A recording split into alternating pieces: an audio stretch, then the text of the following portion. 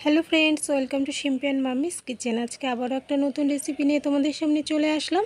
আজকে আমি তোমাদের সঙ্গে খুব সহজ এবং সিম্পল একটা টিফিন রেসিপি শেয়ার করব।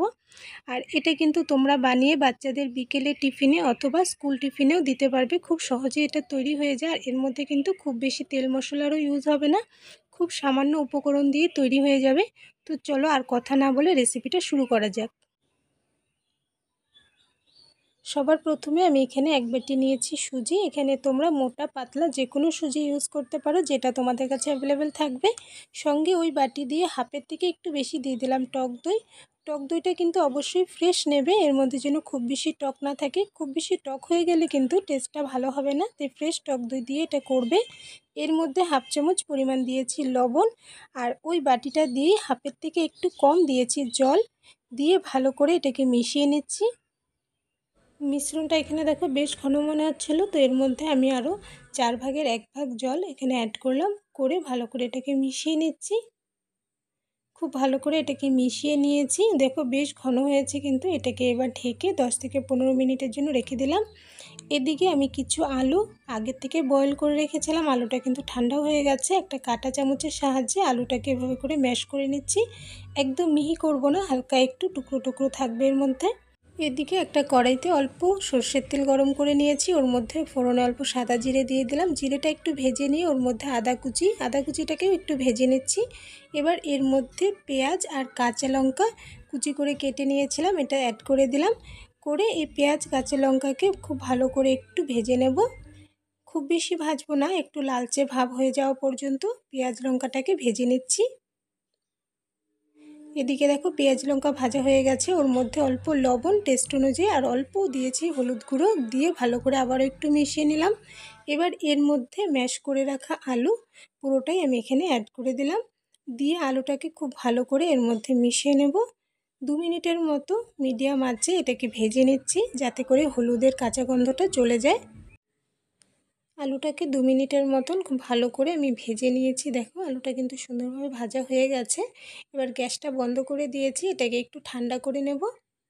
এদিকে দেখো আলু ঠান্ডা হয়ে গেছে, তো আমি একটা বাটির মধ্যে উঠিয়ে নিয়েছিলাম। এবার এর থেকে অল্প অল্প করে আলু নিয়ে আমি এর থেকে ছোট ছোট করে টিকির সাইজে তৈরি করে নিচ্ছি। দেখো একটা এখানে তৈরি করে নিয়েছি, সেমভাবে আমি সবগুলোকে তৈরি করে নেব। আর এর সাইজটা কিন্তু তোমাদের পছন্দ মতো ছোট বড় করে নিতে পারবে। দেখো এখানে আমার সবগুলো আলুর টিকি তৈরি হয়ে গেছে। এদিকে প্রায় 15 মিনিটের মতন হয়ে গেছে, তো সুজির ব্যাটারটাকে আবারও নিয়ে নিলাম। আর এটা দেখো বেশ অনেকটাই কিন্তু ঘন হয়ে গেছে, সুজিটা কিন্তু বেশ অনেকটা ফুলে গিয়েছে এবং জলটাও শুকিয়ে গেছে। তো এর মধ্যে আরও একটু জল দিয়ে ভালো করে এটাকে একটু মিশিয়ে নিচ্ছি। এটাকে ভালো করে মিশিয়ে নেওয়া হয়ে গেছে। দেখো এর মধ্যে এবার আমি অ্যাড করছি ইনো। তোমরা যদি ইনস্ট্যান্ট বানাতে চাও সেক্ষেত্রে কিন্তু ইনোটা অ্যাড করবে। ইনো অ্যাড করে এটাকে খুব ভালো করে মিশিয়ে নিচ্ছি। আর যদি তোমাদের কাছে সময় থাকে তাহলে 2 থেকে আড়াই ঘন্টার জন্য এটাকে রেখে দেবে, তাহলে কিন্তু এটা ফরমেট হয়ে যাবে। ব্যাটারটাকে ভালো করে মিশিয়ে নিয়েছি। আর এদিকে আমি স্টিলের 4টা বাটি নিয়েছি ছোট সাইজের। এই বাটিগুলোর মধ্যে কিন্তু আমি অয়েল ব্রাশ করে নিয়েছি। এবার এর মধ্যে অল্প করে সুজির ব্যাটার দিয়ে দিচ্ছি সবগুলো বাটিতে। তোমরা চাইলে কিন্তু এখানে চায়ের কাপ অথবা ছোট গ্লাসেও এগুলো করতে পারবে। এর উপর থেকে আমি আলুর যে টিকিটা বানিয়ে রেখেছিলাম একটা একটা করে দিয়ে দিলাম সবগুলোর উপরে। এর উপর থেকে অল্প নারিকেল কুচানো দিয়ে দিচ্ছি। এটা কিন্তু অপশনাল, আমার কাছে ফ্রেশ নারিকেল ছিল তাই দিয়েছি। নারিকেলের উপরে আমি আবারও অল্প ব্যাটার দিয়ে এটাকে ঢেকে দিচ্ছি সুন্দরভাবে। সবগুলো রেডি। এদিকে একটা কড়াইতে আমি অল্প জল বসিয়েছিলাম, জলটা গরম হয়ে গেছে। এর উপর থেকে আমি একটা স্ট্যান্ড বসিয়ে তার উপরে একটা থালা বসিয়েছি। তার উপর থেকে আমি এভাবে করে বাটিগুলো সাজিয়ে দিলাম। দেখো সবগুলো। এবার এটাকে আমি 10 থেকে 15 মিনিটের জন্য ঢাকনা দিয়ে ঢেকে দিচ্ছি মিডিয়াম আঁচে। এদিকে প্রায় 15 মিনিটের মতন হয়ে গেছে। এবার আমি ঢাকনাটা খুলে নিচ্ছি। এদিকে দেখো সবগুলোই কিন্তু আমার রেডি হয়ে গেছে। কালারটা পুরোটাই চেঞ্জ হয়ে গেছে, দেখো দেখেই বুঝতে পারছো। আর এটা কিন্তু ফুলেও অনেকটা উপরে উঠে এসেছে। এটাকে এবার আমি এক এক করে খুব সাবধানে নামিয়ে নিচ্ছি, যেহেতু ওটা অনেকটাই গরম, তাই খুব সাবধানে সবগুলো বাটিকে বের করে নিয়েছি। এবার এটাকে আমি ঠান্ডা করে নিয়ে তারপর কেটে তোমাদেরকে দেখাবো। আর আমার এই রেসিপি তোমাদের কাছে কেমন লাগলো অবশ্যই কমেন্টস করে জানিও। ভালো লাগলে লাইক করো, শেয়ার করো বন্ধুবান্ধবদের সঙ্গে। আর আমার চ্যানেলে নতুন হয়ে থাকলে আমার চ্যানেলটাকে সাবস্ক্রাইব করে নিও। সাবস্ক্রাইব করে পাশে থাকা বেল আইকনে অল বাটনসে প্রেস করে দেবে, তাহলে আমার চ্যানেলে আপলোড করা যে কোনো নতুন ভিডিওর নোটিফিকেশন কিন্তু সবার প্রথমে পেয়ে যাবে।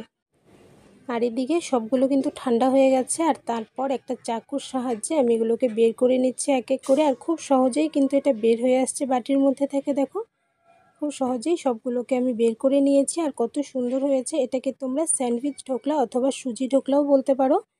এটাকে দেখো আমি তোমাদেরকে একটু প্রেস করে দেখাচ্ছি, দেখো কতটা সফট আর কত সুন্দর হয়েছে। এভাবে করে কিন্তু খুব সহজেই তোমরা এই রেসিপিটা বানিয়ে নিতে পারবে। আর আমার রেসিপি ফলো করে তোমরা যদি বানাও তাহলে কিন্তু তোমাদের রেসিপিটাও এত সুন্দর পারফেক্ট হবে। তো এদিকে একটাকে আমি কেটে দেখাচ্ছি যে ভেতরটা কেমন হয়েছে। দেখো চাকু দিয়ে কেটে নিয়েছে, ভেতরে আলুর পুর দেখা যাচ্ছে। আর ভেতরটা দেখো কত সুন্দর জালি জালি হয়েছে, বেশ সুন্দর হয়েছে। এভাবে করে বানিয়ে দিলে কিন্তু বাচ্চা থেকে বড় সবাই পছন্দ করবে। আর এই রেসিপিটা তোমরা অবশ্যই বানিয়ে দেখো, আশা করছি তোমাদেরও ভালো লাগবে। আর আবারও একটা নতুন রেসিপি ভিডিও নিয়ে তোমাদের সঙ্গে আবারও দেখা হবে। তাহলে আজকের জন্য বাই বাই।